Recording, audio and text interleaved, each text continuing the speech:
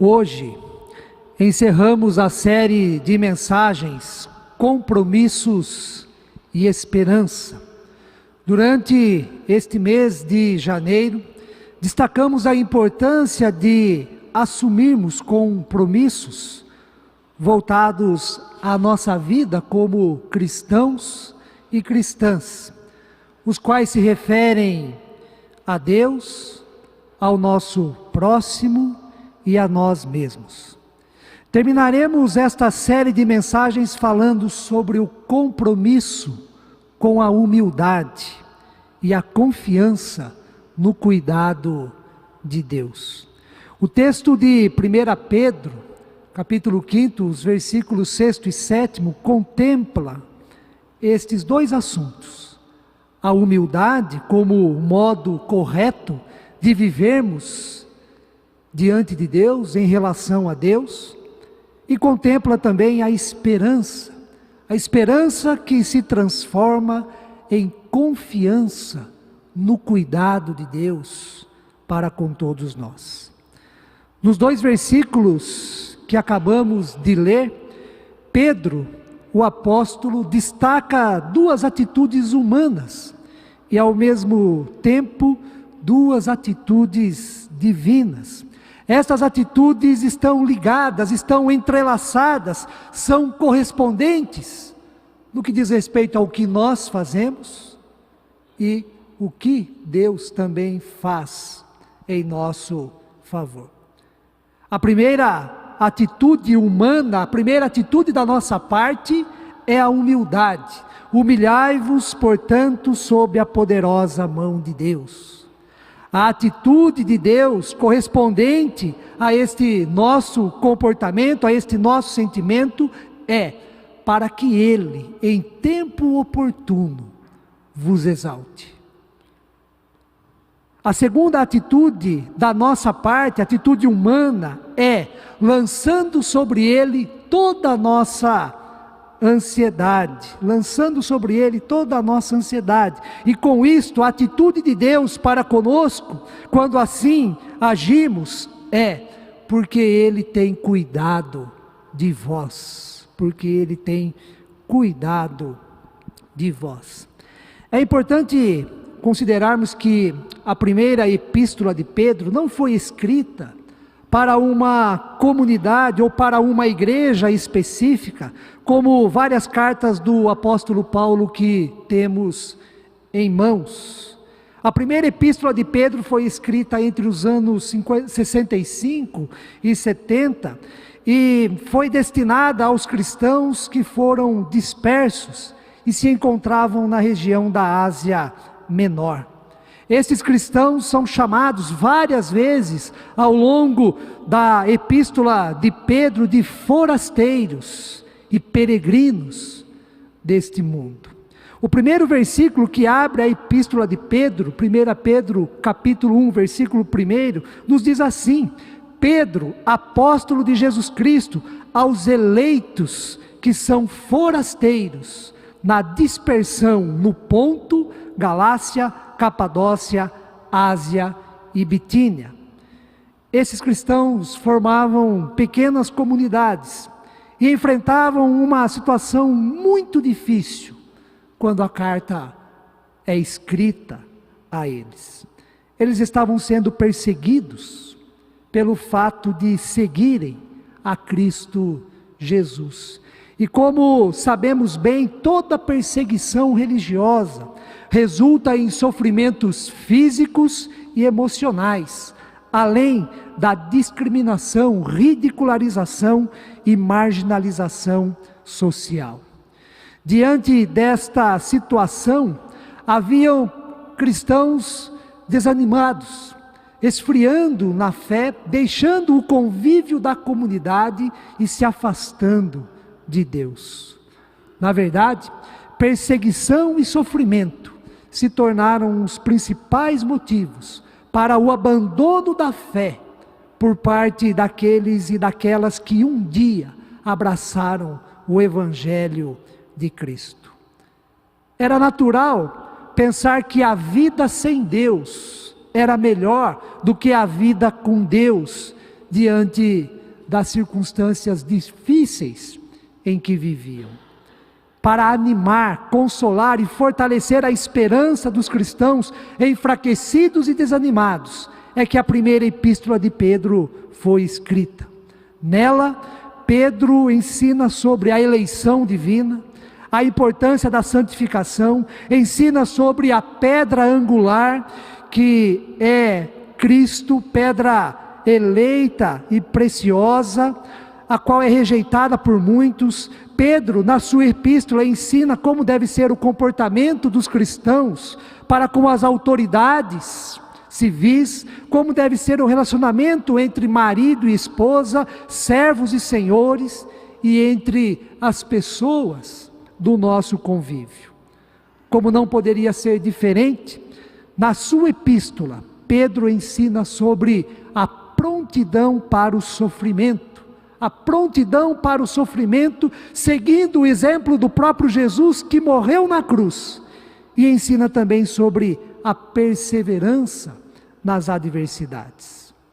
Para Pedro, o apóstolo, o sofrimento é uma provação como a purificação do ouro pelo fogo, e será por pouco tempo, pois aquele momento era marcado pela grande expectativa escatológica, ou seja, a igreja é o povo de Deus dos últimos tempos. Jesus virá em breve, e todo sofrimento que nós passamos neste mundo chegará ao fim. É nesse sentido que nos versículos que lemos, Pedro destaca o nosso sentimento, a nossa atitude para com Deus, assim como a atitude de Deus para conosco. Em relação a nós, em primeiro lugar, Pedro destaca a humildade, como já enfatizamos. Humilhai-vos, portanto, sob a poderosa mão de Deus. Estas palavras são condizentes com a rica tradição do Antigo Testamento, que exalta a humildade e condena a soberba, o orgulho. O texto mais direto nesse sentido do Antigo Testamento é o de Provérbios, no capítulo 3, versículo 34, que diz: Deus resiste aos soberbos, mas concede graça aos humildes. Provérbios capítulo 3, versículo 34 é citado em 1 Pedro, no capítulo 5, versículo 5, ou seja, um versículo antes do que nós lemos, que foi o 6. E pelo fato de Pedro citar Provérbios 3:34, Deus resiste aos soberbos, mas concede graça aos humildes, é que, portanto, faz toda a diferença nesse texto. Humilhai-vos, portanto. Se Deus resiste aos soberbos e concede graça aos humildes, não há caminho melhor para nós, irmãos e irmãs, do que a humildade em nossa vida. Sendo assim, a ação correspondente de Deus é para que Ele, em tempo oportuno, vos exalte, para que Ele, em tempo oportuno, manifeste a sua graça em nosso favor, para que Ele, em tempo oportuno, em meio às dificuldades da vida, em meio aos sofrimentos causados pela perseguição, vos exalte. Pedro sabe muito bem que, em relação a Deus, a humildade é o melhor caminho para a exaltação. Ele aprendeu isto com o próprio Jesus, o qual ensinou muitas vezes que no reino de Deus, os últimos serão os primeiros. Pedro aprendeu com Jesus que a humildade é o caminho para a exaltação, quando o próprio Jesus ensinou que maior no reino de Deus é aquele que serve do que aquele que é servido. Naquilo que é a principal demonstração de humildade no Evangelho de João, tido como título do texto lição de humildade. O Mestre, Jesus, lava os pés dos seus discípulos e diz que devemos fazer o mesmo. Pedro também aprendeu a relação entre humildade e exaltação, não só com os ensinos, mas também com a própria vida do Filho de Deus, o qual deixou a condição divina para viver a condição humana. E na condição humana, Jesus, sendo o próprio Deus, se esvaziou da glória divina e viveu como servo. E em Filipenses, no capítulo 2, no hino cristológico, vemos que Jesus a si mesmo se humilhou, tornando-se obediente até a morte, e morte de cruz. Mas, para Deus, a humildade é o caminho da exaltação. Mesmo Jesus tendo sido humilhado, tendo sido obediente, morreu a morte de cruz, diz o hino cristológico, mas Deus o exaltou sobremaneira e lhe deu o nome que está acima de todo nome, para que ao nome de Jesus se dobre todo o joelho, nos céus, na terra e até mesmo debaixo da terra, e toda língua confesse que Jesus Cristo é Senhor, para a glória de Deus Pai. Diante de Deus, o caminho da exaltação passa pela humildade, e a humildade que nos leva, nos conduz à exaltação da parte de Deus. Esta é a exortação de Pedro a todos nós também. Humilhai-vos, portanto, sob a poderosa mão de Deus, para que Ele, em tempo oportuno, vos exalte. Motivo da nossa alegria, da nossa segurança, ao ler, ao escutar esta preciosa mensagem da palavra de Deus, e da mesma forma para assumirmos o compromisso com a humildade em nossa vida, é saber da poderosa mão de Deus, citada por Pedro. A poderosa mão de Deus, e que Deus tem o tempo oportuno, ou seja, o tempo certo, o tempo propício para a nossa exaltação. É bem verdade, irmãos e irmãs, que em nossa avaliação, a impressão que temos é que o tempo oportuno de Deus parece que nunca chega. E da mesma forma que a poderosa mão de Deus não se move para nos ajudar e livrar dos nossos sofrimentos que enfrentamos no presente.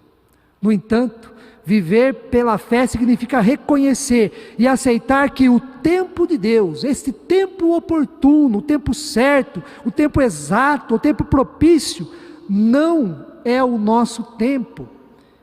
E o modo como Deus age, já que Ele tem mão poderosa, na maioria das vezes não se identifica com a maneira como pensamos e queremos. Isso significa viver pela fé, confiantes na poderosa mão de Deus e no tempo oportuno de Deus. Ele sabe o melhor momento, o melhor jeito, a melhor forma para manifestar a sua graça e nos exaltar.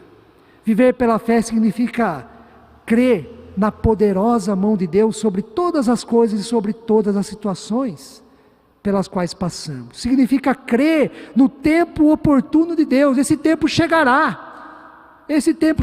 Deus é fiel na palavra que Ele revela a nós. Isso significa viver pela fé. Crer no tempo oportuno de Deus para a manifestação da sua graça, para a nossa exaltação, tendo sempre o sentimento de humildade. A segunda atitude que devemos ter, conforme o ensino de Pedro em sua epístola, é lançando sobre ele toda a vossa ansiedade. Lançando sobre ele toda a vossa ansiedade. Por um lado, todos nós sabemos muito bem o que é ansiedade e o que ela provoca em nós. Todos nós já passamos por diversos momentos nesta vida de intensa ansiedade. Por outro lado, há pessoas ansiosas por natureza.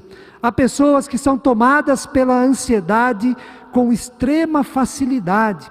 Outras demoram mais, mas quando acometidas por esse sentimento, acaba sendo difícil sair deste estado. A ansiedade em nossa vida está relacionada ao medo que nós temos e sentimos, está relacionada à insegurança, à intolerância, à impaciência e ao nervosismo. A ansiedade afeta negativamente nossa alimentação, nosso sono, nossos relacionamentos com as pessoas, nosso humor, e por isso a ansiedade rouba a nossa paz interior. A ansiedade provoca o descontrole emocional e desencadeia também dificuldades de concentração. O que hoje é uma crise de ansiedade, algo pontual, pode crescer e se tornar um transtorno de ansiedade. E se não for devidamente cuidado, esse transtorno pode se tornar uma ansiedade generalizada, que, segundo o Manual de Classificação de Doenças Mentais, passa a ser considerada doença mental, persistente e de difícil controle. Pedro, o apóstolo, sabia muito bem que nós somos suscetíveis à ansiedade. Sabia que a ansiedade está presente na vida humana. Pedro sabia também que no contexto de perseguição e sofrimento, tal como viviam os cristãos dispersos na Ásia Menor, a ansiedade era presente e de grande proporção. Da mesma forma, nós sabemos muito bem que a ansiedade também é presente diante da insegurança social e dos graves conflitos e distorções no contexto em que vivemos. Nessa semana, na quarta-feira, a cidade de São Paulo completou 469 anos de existência. E nas condições em que a vida se dá nesta grande cidade, ou seja, a correria, a cobrança, a pressão, a injustiça, as violências, a falta de oportunidades, tudo isto gera ansiedade. E a ansiedade acaba afetando e atingindo a todos nós. É por isso que o ensino de Pedro é um chamado, uma exortação, ou então, se você preferir, um convite para um compromisso com a fé, para um compromisso com a fé e a esperança em Deus. Lance sobre Ele toda a sua ansiedade. E Ele, porque Ele tem cuidado de vós. Não sei se você é uma pessoa ansiosa por natureza, ou se está passando por um momento de grande ansiedade, devido à ameaça ou à falta de emprego, ou então pela dificuldade financeira que você está vivendo. Não sei se o motivo de sua grande ansiedade é por causa de uma enfermidade grave, se é pela crise na família, seja no relacionamento conjugal ou então no relacionamento entre pais e filhos. Não sei se o motivo, se esta é a sua situação, da sua grande ansiedade, são problemas pessoais, particulares, interiores, problemas emocionais, que somente você é que sabe, e também Deus que conhece todas as coisas. Tem pessoas que são ansiosas devido às incertezas em relação ao futuro, ou seja, por coisas que ainda não aconteceram e provavelmente nem acontecerão, mas ela vai criando em sua imaginação situações que geram ansiedade no presente. Seja qual for o motivo, ou os motivos da sua ansiedade, lance sobre Deus toda a sua ansiedade. E confie no cuidado de Deus para com você. O cuidado de Deus pode se manifestar como cura milagrosa em sua vida. Nós lemos isso nos evangelhos. Cura milagrosa da ansiedade, ou seja, para qualquer outra enfermidade ou sofrimento que você esteja passando. Mas é importante destacar também que o cuidado de Deus não exclui os nossos esforços e os recursos à nossa disposição. Assim como o cuidado de Deus não exclui a fé, a oração, a entrega, pois é preciso lançar, é preciso falar, é preciso orar, é preciso confiar no cuidado de Deus. Da mesma forma que o cuidado de Deus não exclui a fé, a nossa atitude para com Ele, o cuidado de Deus também não exclui a cura, ou então a melhoria da sua vida mediante um tratamento especializado, mediante a medicação, a intervenção cirúrgica ou qualquer outro meio à nossa disposição para nos auxiliar. É antibíblico e falso o ensino de que o cristão não fica doente, que o cristão não fica ansioso, que o cristão não fica deprimido, e que a cura que vem de Deus se dá somente por meio do milagre, mediante a nossa fé. Este ensino é antibíblico, é falso.